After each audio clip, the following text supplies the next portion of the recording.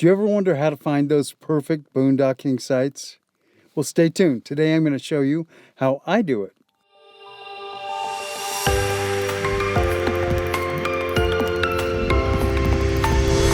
So today I've been exploring a 10-mile by 10-mile grid of this area I've wanted to explore for a long time. It's called 5 Mile Pass. Now the reason I'm doing this is it's at a lower elevation than the areas that I normally would camp.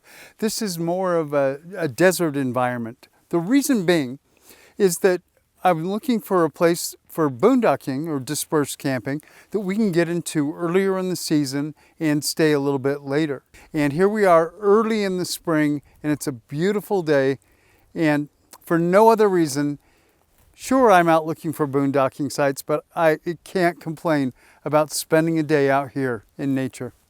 You can see from this aerial view, there's hundreds and hundreds of dirt roads. My trick today is to figure out which ones of these roads I can bring our trailer into, or which ones would be a good one if we were just tent camping. One of the things you want to be concerned about when you're bringing a trailer in is the road going to be okay. I went over some pretty rough terrain today that just in the truck, and it was fine for the truck, but I would never pull our 30-foot trailer down some of these roads. The other concern would be that you'd go up a dirt road and there would be absolutely no place to turn around with the whole truck and trailer rig. So this way I know where we're going, and throughout the whole day I've been using my CalTopo map that I pre-did before we came on this trip, and I marked out some areas of interest, or I got some routes. I narrowed down from hundreds of dirt roads, I narrowed it down to 6 that I wanted to take a look at. And you can see the little dirt road right behind me. This is one of them that I wanted to check out. Now, found out that this isn't a road that I would want to bring the trailer up. So I use 4 different ways to find my great dispersed camping spots or my boondocking spots. The first is through friends, Facebook groups, or maybe an app like Campendium.com. I'll link Campendium.com in the description below. By using other people's experiences to find great dispersed camping or boondocking sites. The second is you can use Google Earth to take a look at areas that you might be interested in and just fly around that area using the power of Google Earth and, cross-referencing that with a topo map.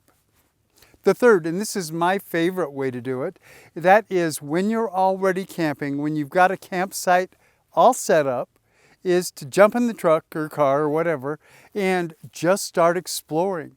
Start driving around looking, and you'll find that's where at least I found my best boondocking spots. And the fourth one is you can do what I'm doing today. Is just pick an area. I use CalTopo to get a map of the area.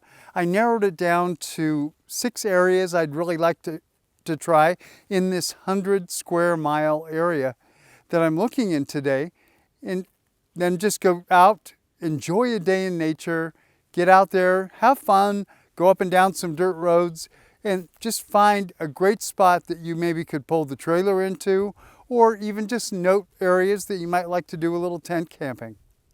So a couple things to always keep in mind when boondocking.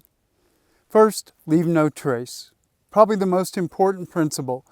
And in expanding on that idea is first, only camp in places that are already established, meaning that somebody in the past has already set a camp there or driven there. Don't drive over new vegetation to create a good campsite or to get to a good campsite. If someone's made a fire and there's a fire pit near where you want to camp, use the same fire pit.